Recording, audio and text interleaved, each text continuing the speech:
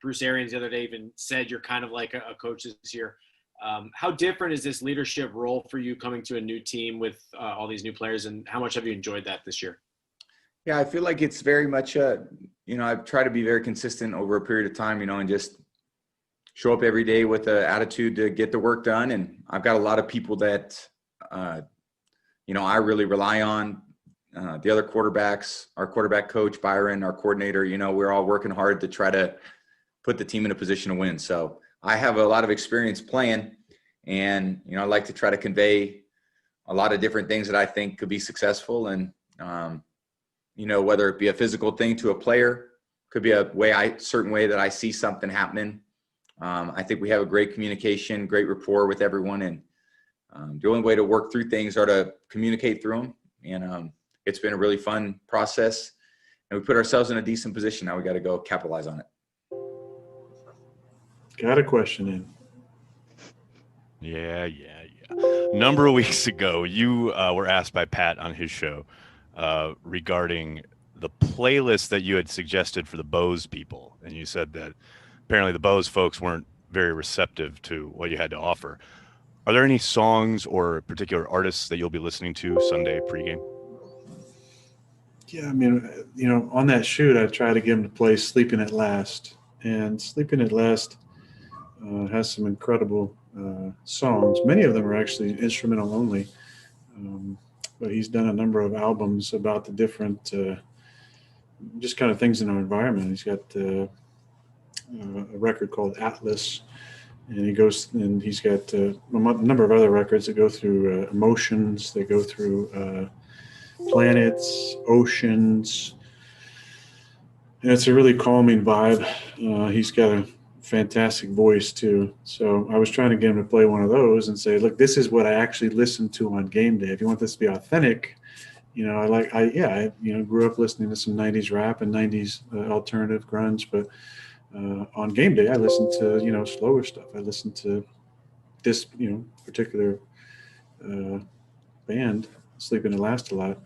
And they gave me the old, we couldn't get it cleared, or we couldn't get it, okayed. And I said, well, I have a texting relationship with this person. I can text them and see if they'll, I'm sure they will, they'd love for their song to make it on a commercial. But yeah, that's what I think is so beautiful about the pregame. There's so many things going on, guys in their own kind of worlds, really, and you can only imagine what some of these guys are listening to. I harken back to Brady Papinga, an old teammate, and I remember he talked about listening to Enya before the games. New age, incredible musician and singer. Yeah, I kind of mix it up, but I always have some Sleeping at Last in there. Stephen A. Yes. Your boy, Aaron Rodgers. Is he the quarterback with the most to lose? I think so. Because I think that, to me, Aaron Rodgers is the greatest quarterback. I used to love watching San Diego throw the football with Dan Fouts when they went in San Diego. Now, when they went on the road in Cincinnati and, in god-awful temperatures and all of that stuff, I felt bad for them. You can't come from Southern California to go to Cincinnati for an AFC championship. You just can't do it. It's not fair. It's not fair to human beings. I mean, it's frostbite and all that other stuff. But here's the deal. You can pick any quarterback. I was lifelong Steelers fan. Terry Bradshaw, Lynn Swann, John Stallworth, Franco Harris, Rocky Bly and the crew, me and Joe Green and L.C. Greenwood on those boys in the defense. Didn't matter. Aaron Rodgers is the greatest quarterback from a talent perspective that I've ever seen. Doesn't have the greatest resume to go to Tom Brady, but he's the greatest quarterback that I've ever seen. And to me, to be in this postseason, to be knocking at the doorstep of a Super Bowl berth, again, you haven't been back since you won it all in 2010. You're age 37 now, 48 touchdowns and 5 interceptions for the regular season. You are about to win the league MVP. You are going up against Tom Brady. It's not just about you needing to win. It's about who you lose to. And losing to Tom Brady at 43 years of age, switching conferences, don't have Bill Belichick anymore, etc. And you go out there and you lose to him. To me, that would be a very, very big deal. I'm looking at Mahomes, and you look at Josh Allen, and you look at Tom Brady. I mean, Tom Brady's got 6 rings, 9 trips to the Super Bowl. You made it this far without Bill Belichick, etc. to me, Aaron Rodgers, the way that they've looked, the way they looked last week, the way they've looked for the most part throughout this regular season, with the exception of going up against Tampa Bay and Tampa Bay, you look at Aaron Rodgers and the way he has balled. If suddenly you wet the bed in the NFC Championship game, it would be a bad look to me. And I just look at him At in terms of this week. In terms of this week at Lambeau, first time NFC Championship game at Lambeau since Brett Favre.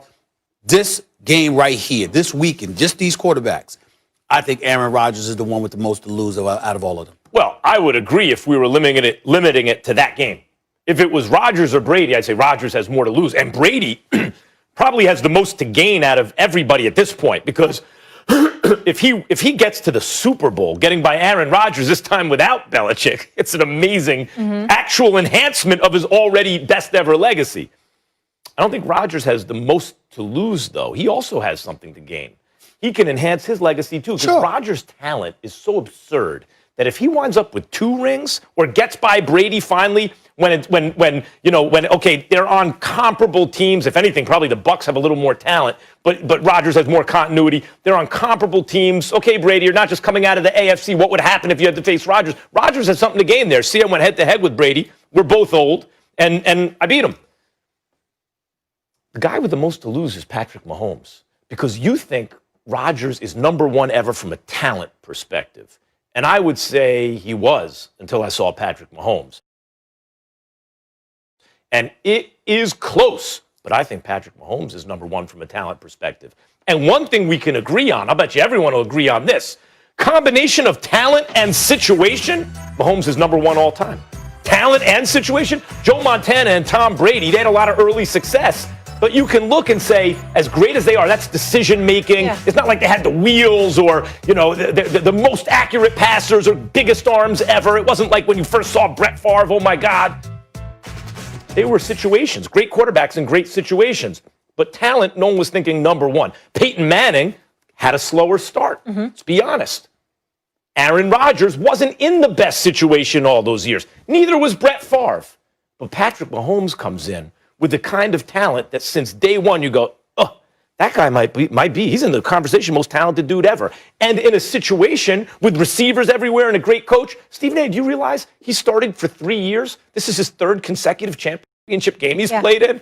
But he's won an MVP, a Super Bowl MVP. Molly, what I'm saying is no one's ever started his career like this, ever. He's on pace to be the best and the greatest. Fine. I'm with you, but he's not healthy. Well, that's why I feel like this year's a little bit of an outlier. He deserves an excuse. If he plays. If he plays, fair enough. But I got one better for both of y'all.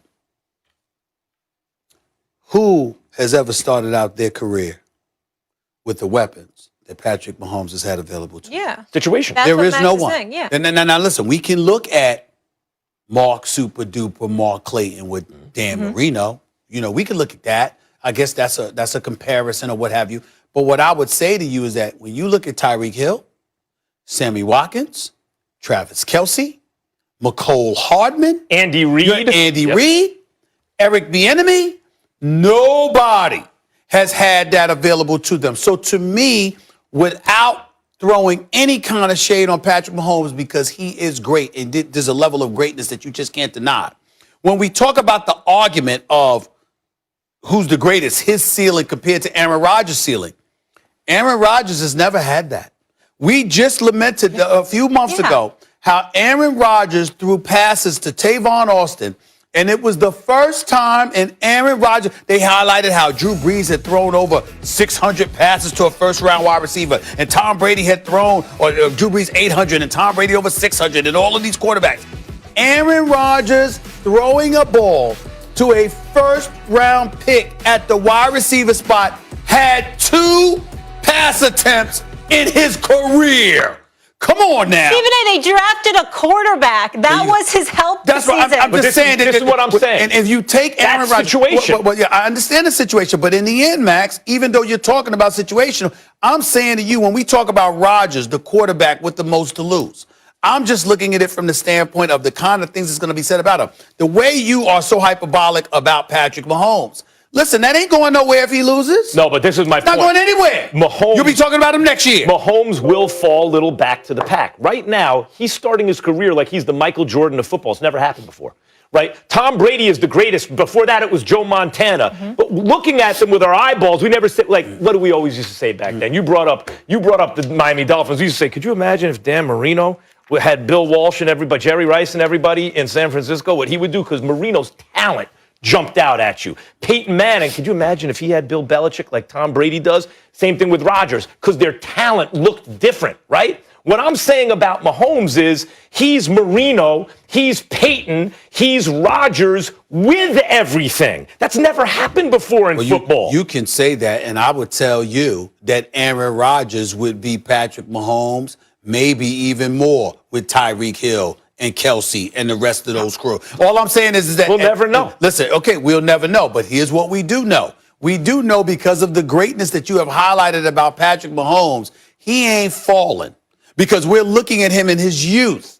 And the fact, listen, this is football. Anything can happen on any given Sunday. You lose one game, we'll be talking about Patrick Mahomes the minute the season's ready to start, because he's that dude. With Aaron Rodgers being 37 years of age, with the clock ticking, with Valdez-Scantling, with Devontae Adams, with Lazard and those boys available to him, with him looking the way that he's looking right now, and about to win league MVP.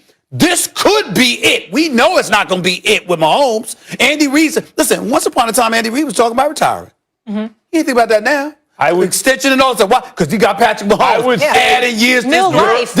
Time's running out. Well, okay, that I understand the loss, because this may be his best chance. Although last year they won 13 games, they got better. Yeah, and they're not going to draft the quarterback next year. They may get better next year. We all knew they wouldn't beat San Francisco last year. But what I'm saying is they might be better next year than they are this year. He has a lot to gain, because if Rodgers wins another Super Bowl, now in terms of GOAT conversations, we start to say I'm not his questioning talent He hasn't and been multiple there rings. 11 years now, I'm not though? questioning that he has nothing to gain. The question was, who's the one with the most to lose? Who's the highest paid in Who's the one with the most to lose? Mahomes. Yeah. Who's the most valuable player in terms of who you could trade who for? Mahomes, given his age One and game. everything. Who's the reigning Super Bowl MVP? Mahomes. Who's the best player in You football over the defeat last your 3 own years? argument. Mahomes. He's the lead dog. You got the most to lose. This is the All right. same guy that sat up there and said this dude was more valuable in sports than LeBron James. And all of a sudden, if he loses this one game Sunday, everything falls back into the Smaller back. sample sizes in Ears football. over there. No. Less of a margin No. for error for a guy. Using your at own Mahomes' argument level. against you. I'll leave you with this.